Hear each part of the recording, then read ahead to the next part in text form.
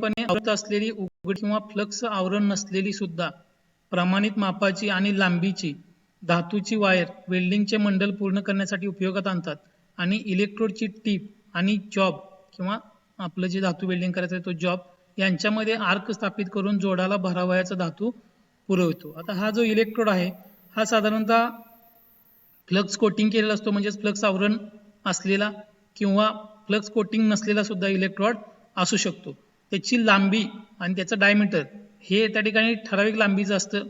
साधारणतः परीक्षेला प्रश्न येतो इलेक्ट्रोडची स्टँडर्ड साईज किती असते, तर 350 ते 450 mm इतकी तिची स्टँडर्ड साईज असते. म्हणजे एक तर तुम्हाला 350 mm चा इलेक्ट्रोड मिळेल किंवा 450 mm चा इलेक्ट्रोड मिळेल. त्यानंतर या ठिकाणी हा जो इलेक्ट्रोड आहे हा आपण त्या ठिकाणी सर्किट पूर्ण करण्यासाठी वापरतो.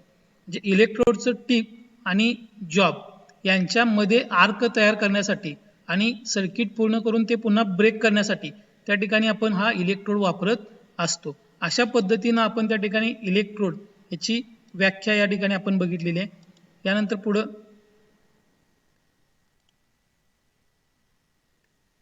वायर जी असते MMAW मध्ये इलेक्ट्रोड, त्या इलेक्ट्रोडचं वर्गीकरण खालील घटकावर आधारित असतं. त्यालाच आपण MMAW इलेक्ट्रोडचं वर्गीकरण असं सुद्धा म्हणू शकतो. याच्यात सगळ्यात पहिल्यांदा त्याचं जे वर्गीकरण आहे ते अवलंबून आहे आवरण करायची पद्धत. इलेक्ट्रोडवरती जे कोटिंग केलं जातं आवरण करावायची पद्धत, ते कोटिंग फ्लक्स कोटिंग जे आहे ते कोणत्या पद्धतीने केले जातं. साधारणतः याच्यामध्ये दोन पद्धती आहेत, एक आहे डिपिंग पद्धत आणि दुसरी आहे एक्सट्रेशन पद्धत. याच्यानंतर ते जे आवरण केलंय त्याचा गुणक म्हणजे ते जाड किती केलेलं आहे आवरण इलेक्ट्रोडच्या डायमीटरवरती आणि इलेक्ट्रोडचा जो व्यास आहे त्याच्यावरती ते अवलंबून असतं. त्याला आपण कोटिंग फॅक्टर असं म्हणतो. तर तो आवरणाचा गुणक, त्यानंतर ते जे काय फ्लक्स आहे त्या फ्लक्सचं आवरण कोणत्या प्रकारचं आहे, म्हणजे त्याच्यामध्ये कोणकोणतं रासायनिक पदार्थ वापरले जातात, हे त्या ठिकाणी वर्गीकरणामध्ये इलेक्ट्रोडच्या महत्त्वाचा घटक आहे. त्यानंतर फ्लक्सच्या आवरणाचा उद्देश, ते जे काही वर्ण फ्लक्स लावलेले आहे त्याचा उद्देश काय आहे, आणि सगळ्यात शेवट पाचवं जे आहे ते आहे धातूची आतील तार म्हणजेच कोर वायर. आतील जी तार असते धातूची, ज्या ठिकाणी इलेक्ट्रोडला आपण त्या तारेवरती फ्लक्स कोटिंग करतो, तर त्या धातूच्या आतील जी तार असते तर तो एक घटक त्या ठिकाणी वर्गीकरणामध्ये महत्त्वाचा घटक असतो. तर आता या ठिकाणी एक आकृती आहे, या आकृतीमध्ये इलेक्ट्रोड सर्किट कसं पूर्ण होतं हे दाखवलेलं आहे. सुरुवातीला पहिल्यांदा आपण आर्क वेल्डिंग पॉवर सोर्स म्हणजे मशीन बघणार आहोत. ही मशीन आहे, या मशीनला प्लस आणि मायनस अशी दोन टोकं आहेत, म्हणजे साहजिकच ही DC वेल्डिंग सप्लायची मशीन आहे. यानंतर हे प्लस जे आहे ते इलेक्ट्रोड होल्डरला जोडलेला आहे आणि जॉब जो आहे तो मायनसला जोडलेला आहे. त्या ठिकाणी इलेक्ट्रोडवरती आपण इलेक्ट्रोड होल्डरमध्ये पकडल्यानंतर त्या ठिकाणी इलेक्ट्रोड आणि इलेक्ट्रोडचं टोक आणि जॉब यांच्यामध्ये आर्क तयार करतो. आता या ठिकाणी काही नावं पण दिलेले आहेत. तर या ठिकाणी कोर वायर म्हणजे इलेक्ट्रोडच्या आतील जी तार असते ज्याच्यावरती फ्लक्स कोटिंग करतो आपण, त्या तारेला कोर वायर असं म्हटलं जातं. त्यानंतर वरती त्याच्यावरती फ्लक्स असते. सर्वांनी फ्लक्स कोटिंग केलेलं इलेक्ट्रोड बघितलेलं आहे, वेल्डिंग सुद्धा केलंय तुम्ही. त्यानंतर इथं फिलर मेटल म्हणजे जे मटेरियल वितळतं, आर्क स्ट्राईक केल्यानंतर जे काही मटेरियल वितळतं ते जे मटेरियल वितळून जॉईंट तयार होतो त्याला फिलर मेटल असं म्हटले. आणि हे जे प्लेट आहे या प्लेटला बेस मेटल पीस म्हणजेच धातू, मूळ धातू किंवा बेस मेटल असं सुद्धा म्हटलं जातं. तर साधारणतः तुम्हाला इलेक्ट्रोड कशा पद्धतीचा असतो आणि फ्लक्स कोटिंग कुठं असतं हे या आकृतीवरून दिसतं. तर ही आतील कोर वायर आहे आणि या कोर वायरती कोर वायरवरती फ्लक्सचं कोटिंग केलेलं आहे. आता हे जे पहिला मुद्दा जो आहे त्याच्यातला आवरणाच्या पद्धती, तर कोटिंगचं जे काही फ्लक्स कोटिंग केलं जातं ते कोणकोणत्या पद्धतीने केलं जातं. याच्यामध्ये पहिली पद्धत आहे डिपिंग पद्धत आणि दुसरी पद्धत जी आहे ती आहे खेचून तयार करणे म्हणजेच त्याला एक्सट्रेशन पद्धत असं म्हटलं जातं. याच्यातील डिपिंग पद्धत जी आहे ती जी पद्धत आहे त्याच्यामध्ये इलेक्ट्रोडवरती जी फ्लक्स लावलेली असते ती कशा पद्धतीने लावलेली असते हे आपण आता बघणार आहे. तर डिपिंग पद्धतीमध्ये फ्लक्सची पेस्ट असलेल्या डब्यात आतील वायर बुडवली जाते. आतील कोर वायरवरती फ्लक्सचे आवरण एकसारखे येत नसल्यामुळे याचा परिणाम इलेक्ट्रोड एकसारखा प्रमाणशीर वितळत नाही, त्यामुळे ही पद्धत जास्त लोकप्रिय झाली नाही. आता उदाहरणार्थ सांगायचं झालं तर या ठिकाणी एका डब्यामध्ये त्या ठिकाणी फ्लक्स असते जी त्या ठिकाणी चिखलासारखी किंवा द्रव स्वरूपात असते आणि त्या फ्लक्समध्ये ते रॉड बुडवले जातात आणि जेवढी फ्लक्स त्या रॉडला चिटकेल तशीच ती फ्लक्स बाहेर रॉड उचलला जातो बाहेर आणि वाळवला जातो. आणि अशा पद्धतीने जेव्हा फ्लक्स लावली जाते त्यावेळी ती फ्लक्स त्या ठिकाणी एकसारखी त्या रॉडवरती चिकटत नाही, राहत नाही आणि मग तशा पद्धतीच्या रॉडनं जर का वेल्डिंग केलं तर ते वेल्डिंग व्यवस्थितरित्या होत नाही, एकसारखा इलेक्ट्रोड त्या ठिकाणी वितळत नाही. म्हणून ही पद्धत जी आहे ती जास्त लोकप्रिय झाली नाही. याच्यानंतर दुसरी जी पद्धत आहे ती आहे एक्सट्रेशन पद्धत. डिपिंग आणि एक्सट्रेशन अशा दोनच पद्धती आहेत. तर दुसरी पद्धत जी आहे ती आहे एक्सट्रेशन पद्धत. या पद्धतीमध्ये इलेक्ट्रोड जे आहेत ते त्या ठिकाणी त्याच्यावरती जे लेपिंग केलं जातं, फ्लक्स कोटिंग केलं जातं, ते अतिशय चांगल्या प्रकारचं तयार होतं. तर दुसरी जी पद्धत आहे ती आहे एक्सट्रेशन पद्धत. आता या एक्सट्रेशन पद्धतीमध्ये खेचून तयार करण्याची पद्धत, त्यालाच आपण एक्सट्रेशन पद्धत असं म्हणतो. तर याच्यामध्ये सरळ केलेली वायर, आता ही जी वायर सरळ केली जाते ही मशीनमध्ये त्या ठिकाणी योग्य साईजचा डायमीटर घेऊन योग्य मापाची म्हणजे 350 mm किंवा 450 mm अशा पद्धतीची वायर तयार केली जाते. त्या वायरवरती खाचा पाडल्या जातात, बारीक बारीक काय केलं जातात, खाचा. कारण का, तर जी फ्लक्स लावणार आहे ती त्याच्यावरती घट्ट पकडून राहावी म्हणून त्याच्यावरती बारीक खाचा पाडलेले असतात.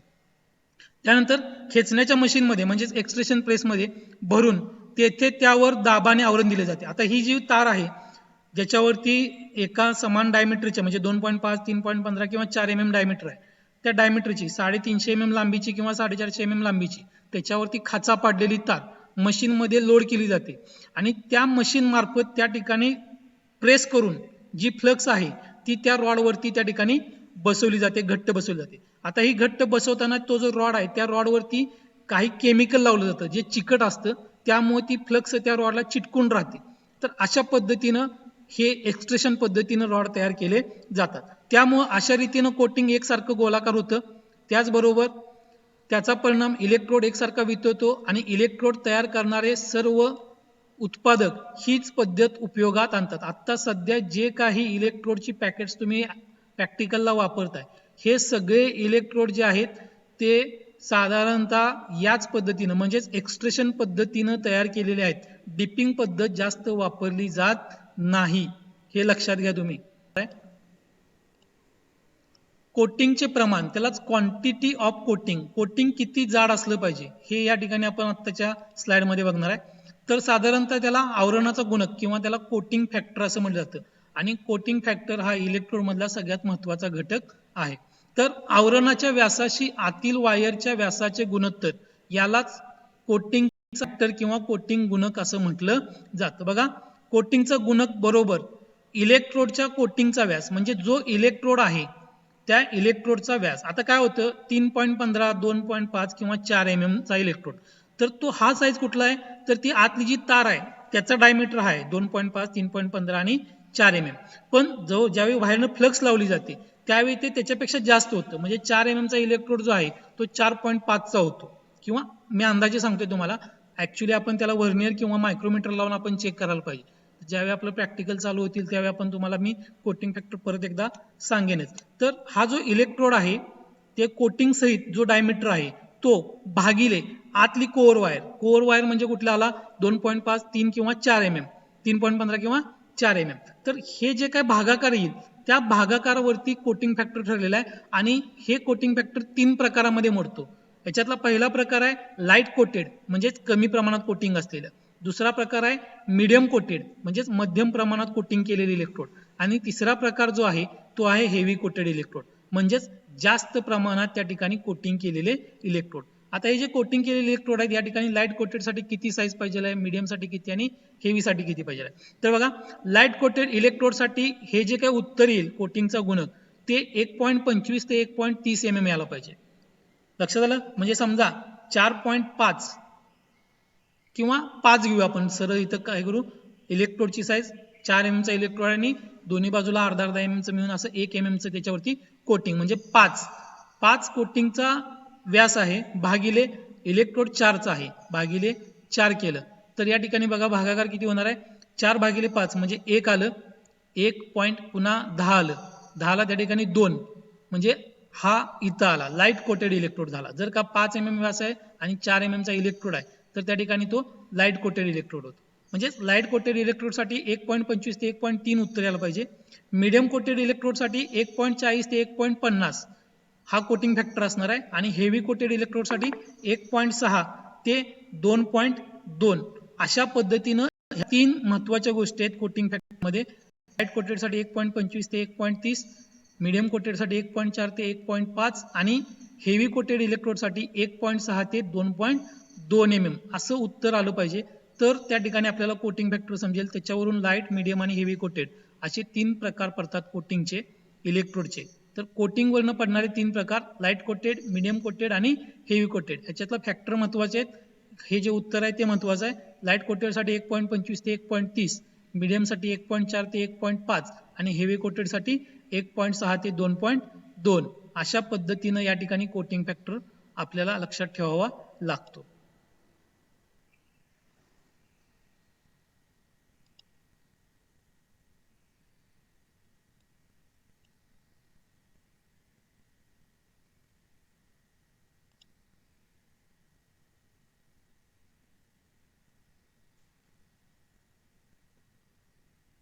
आता कोटिंग फॅक्टर नंतर आपण फ्लक्स कोटिंगचे प्रकार बघणार आहे. आता कोटिंग फ्लक्स वरती जे कोटिंग केलं जातं ते कोणकोणत्या प्रकारचं असतं. याच्यामध्ये 4 प्रकार येतात. पहिला आहे सेल्युलोसिक कोटिंग, दुसरा आहे रुटाइल कोटिंग, तिसरं आयर्न ऑक्साईड कोटिंग आणि चौथा आहे बेसिक कोटेड इलेक्ट्रोड. तर हे जे वरती फ्लक्सचं आवरण केले त्याच्यामध्ये कोणकोणते पदार्थ आहेत त्याच्यावरून हे प्रकार ठरतात. सेल्युलोसिक, रुटाइल, आयर्न ऑक्साईड आणि बेसिक कोटेड. आता याची आपण प्रत्येकाची माहिती घेणार आहे. सगळ्यात पहिला जो आहे तो सेल्युलोसिक कोटेड आहे.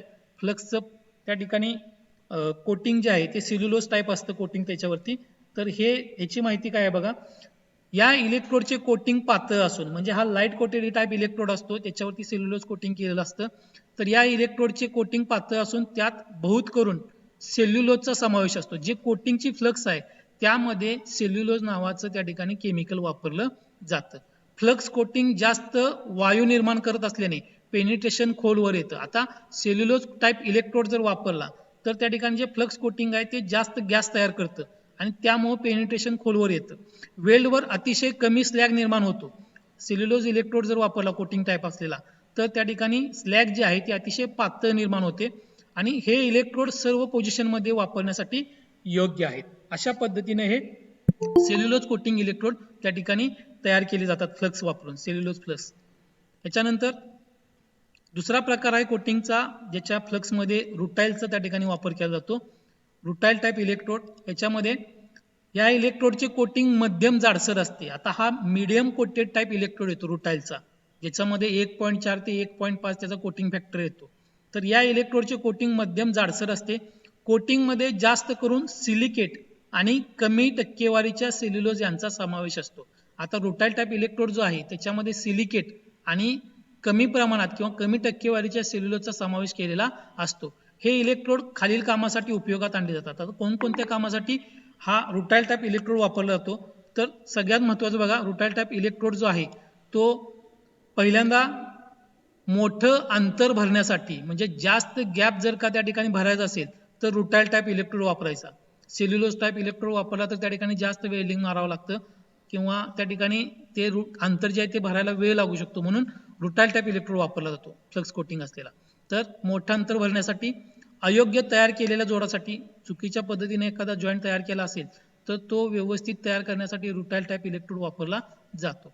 सांगाड्याचे कामासाठी, जे स्ट्रक्चरल काम असतं म्हणजेच कैच्या किंवा फॅब्रिकेशनचं मोठं काम जे असतं पुलाचं वगैरे, तर त्यासाठी सांगाड्याच्या कामासाठी याचा वापर केला रुटाइल टाईप इलेक्ट्रोडचा. जहाज बांधणीच्या कामामध्ये रुटाइल टाईप इलेक्ट्रोड वापरले जातात. या पॅकेट, हे जे इलेक्ट्रोड असतात या पॅकेटवरती आर हा अंक लिहिलेला असतो, पॅकेटच्या वरती असतो आर अंक, त्यामुळे तो रुटाइल टाईप आहे का हे समजतं आपल्याला.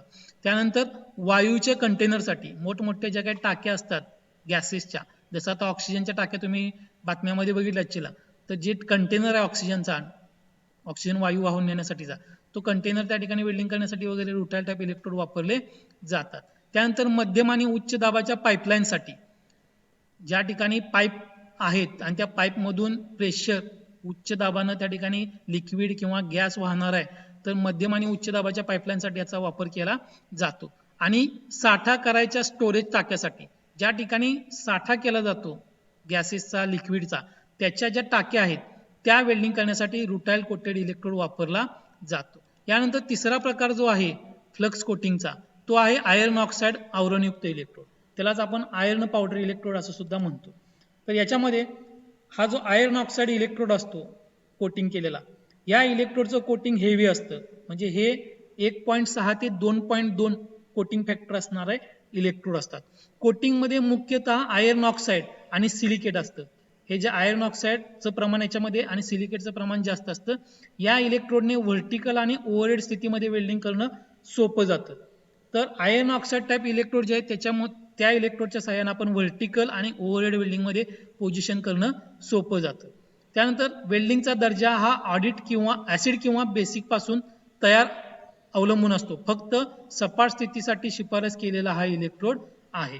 तर या ठिकाणी हे इलेक्ट्रोड तुम्हाला फ्लॅट, व्हर्टिकल, ओव्हरहेड या पोझिशनमध्ये आयर्न ऑक्साईडचं त्या ठिकाणी कोटिंग असल्यामुळं तुम्हाला वापरण्यास सोपे जातात. त्यानंतर चौथा जो प्रकार आहे तो आहे बेसिक कोटेड इलेक्ट्रोड्स. आता हा जो प्रकार आहे बेसिक कोटेड इलेक्ट्रोड्स, तर याच्यामध्ये जे इलेक्ट्रोड वापरले जातात ते लो हायड्रोजन प्रकारच्या इलेक्ट्रोडला बेसिक कोटेड इलेक्ट्रोड असं म्हटलं जातं. या इलेक्ट्रोडवरती अतिशय हेवी फ्लक्सचं आवरण केलेलं असतं. म्हणजे याच्यावरती हेवी जी काय 1.6 ते 2.2 mm जे काय उत्तर येतं कोटिंग फॅक्टरचं, त्या पद्धतीने याच्यावरती हेवी कोटिंग इलेक्ट्रोड म्हटलं जातं याला. त्यानंतर फ्लक्स जे आहे त्याच्यावरती हे आवरण जास्त असतं. आवरणामध्ये जे आवरणवरती फ्लक्सचं कोटिंग केलं त्याच्यामध्ये चुन्याच्या मिश्रणाचा म्हणजेच फ्लोराईड आणि कॅल्शियम कार्बोनेट यांचा समावेश असतो आणि ऑर्गॅनिक आणि पाणी असलेली मिश्रणे यापासून मुक्त असते. हे इलेक्ट्रोड मोठा मोल्टन पूल आणि मोठ्या प्रमाणात द्रवरूप स्लॅग तयार करतात. आता हा जो इलेक्ट्रोड आहे तो त्या ठिकाणी ज्यावेळी वितळतो त्यावेळी मोठा मोल्टन पूल तयार होतो आणि मोठ्या प्रमाणात स्लॅग तयार केली जाते. आणि या इलेक्ट्रोडने जे काही वेल्डिंग केलं जातं ते वेल्डिंग करताना अतिशय शॉर्ट आर्क लेन्थची आवश्यकता असते. म्हणजे या ठिकाणी जो इलेक्ट्रोड आपण बेसिक कोटेडचा जर वापरला तर त्या ठिकाणी आर्क लेन्थ जी आहे ती आपल्याला शॉर्ट आर्क लेन्थ ठेवावी लागते. अशा पद्धतीनं 4 कोटिंगनुसार इलेक्ट्रोडचं वर्गीकरण ठरतं. त्याच्यामध्ये पहिला आहे सेल्युलोज कोटिंग, दुसरा आहे रुटाइल टाईप कोटिंग, तिसरा आहे आयर्न ऑक्साईड कोटिंग आणि चौथा आहे बेसिक कोटेड इलेक्ट्रोड. त्याच्यानंतर बेसिक कोटेड इलेक्ट्रोड कशासाठी वापरले जातात, तर साधारणपणे बेसिक कोटेड इलेक्ट्रोड जे आहेत ते DC वेल्डिंग मशीनमध्ये, म्हणजे या ठिकाणी आपण ट्रान्सफॉर्मर सोडून जनरेटर आणि रेक्टिफायर जर वापरत असेल तर DC सप्लाय असेल तर बेसिक कोटेड इलेक्ट्रोड पॉझिटिव्हला जोडले जातात. ते प्रेशर वेसलच्या वेल्डिंगसाठी प्रामुख्याने खालील कारणासाठी उपयोगात आणले जातात. आता हे कोणकोणत्या कारणासाठी उपयोगात आणले जातात, तर प्रेशर वेसल म्हणजे ज्या ठिकाणी पाईप वगैरे वेल्डिंग करायचे ज्याच्यामधून प्रेशर वगैरे जास्त प्रमाणात द्रवरूप पदार्थ किंवा गॅस प्रेशरनं वाहणार आहे, तर त्या ठिकाणच्या पाईपला वेल्डिंग करण्यासाठी हा बेसिक कोटेड इलेक्ट्रोड वापरला जातो. याच्यामध्ये तो वापरण्याचा मुख्य कारण काय, तर याच्यामध्ये आर्क कमी उष्णता देते. तर बेसिक कोटेड इलेक्ट्रोड वापरला तर जी आर्क तयार होते त्या आर्कची उष्णता ही कमी असते आणि उष्णता कमी आली की त्या ठिकाणी डिस्टॉर्शन त्या ठिकाणी टाळलं जाऊ शकतं. दुसरा आहे वितळलेल्या धातूचे थेंब मोठ्यापासून ते मध्यम आकाराचे असतात. या ठिकाणी इलेक्ट्रोड वितळल्यानंतर जे काही धातूचे थेंब तयार होतात ते मोठ्या आकाराचे किंवा मध्यम आकाराचे असतात. त्यानंतर वितळलेला धातू लवकर घट्ट होतो. जे मटेरियल वितळले ते लगेच त्या ठिकाणी घट्ट व्हायला म्हणजे द्रव रूपातून स्थायू रूपात यायला लगेच मदत मिळते. त्यानंतर वेल्डची गुणवत्ता अतिशय चांगली असते. बेसिक कोटेड इलेक्ट्रोडनं जर वेल्डिंग केलं त्यालाच आपण लो हायड्रोजन इलेक्ट्रोड सुद्धा म्हणतो, तर त्या ठिकाणी वेल्डिंगची क्वालिटी अतिशय चांगली येते आणि जाड आणि हायस्पीड स्टीलचे वेल्डिंग यशस्वीरित्या करणे शक्य आहे. जर जाड त्या ठिकाणी स्टील असेल किंवा हायस्पीड स्टील असेल तर त्याला चांगल्या पद्धतीने आपल्याला वेल्डिंग करता येतं, म्हणून आपण बेसिक कोटेडचा इलेक्ट्रोडचा वापर केला पाहिजे. अशा पद्धतीने आपण 4 फ्लक्स कोटिंग वरून पडणारे इलेक्ट्रोडचे प्रकार बघितले. आता ही जी फ्लक्स असते या फ्लक्समध्ये कोणकोणतं मिश्रण असतं, त्याच्यामध्ये कोणकोणते रासायनिक घटक असतात आणि त्याचा काय फायदा होतो हे या ठिकाणी आपण पुढच्या स्लाइडमध्ये बघणार आहे. तर वेल्डिंगच्या इलेक्ट्रोडच्या कोटिंगमध्ये खालील दिलेल्या पदार्थांचे मिश्रण असते. याच्यामध्ये पहिला जो पदार्थ आहे तो आहे ऑक्सिडायझिंग पदार्थ, त्यालाच आपण ऑक्सिडायझर इंग्लिशमध्ये म्हटलं जातं. तर ऑक्सिडायझिंग पदार्थ वेल्ड मेटलला मुक्त प्रवाही बनवतात. आता ऑक्सिडायझिंग पदार्थ जर का त्या फ्लक्समध्ये वापरला तर ते वेल्ड मेटलला मुक्त आणि प्रवाही बनवतात. म्हणजे ते आपल्याला त्या ठिकाणी प्रवाही असल्यामुळे आपल्याला वेल्डिंग रन मारणं सोपं जातं. आता याच्यामध्ये कोणकोणते ऑक्सिडायझिंग पदार्थ आहेत, तर एक आहे आयर्न ऑक्साईड, दुसरा आहे लेमिटाईट आणि तिसरा आहे मॅग्नेटाईट. हे 3 म्हणजे ऑक्सिडायझर आहेत, डिऑक्सिडायझर. ऑक्सिडायझिंग पदार्थ आणि हे फ्लक्समध्ये वापरले जातात, ज्यामुळं वेल्ड मेटल मुक्त आणि प्रवाही बनलं जातं. याच्यानंतर दुसरा जो प्रकार आहे, जो फ्लक्समध्ये असणारं केमिकल जे आहे किंवा मिश्रण जे आहे ते आहे रिड्युसिंग पदार्थ, म्हणजे त्याला अलॉइंग सबस्टन्सेस असं म्हटलं जातं.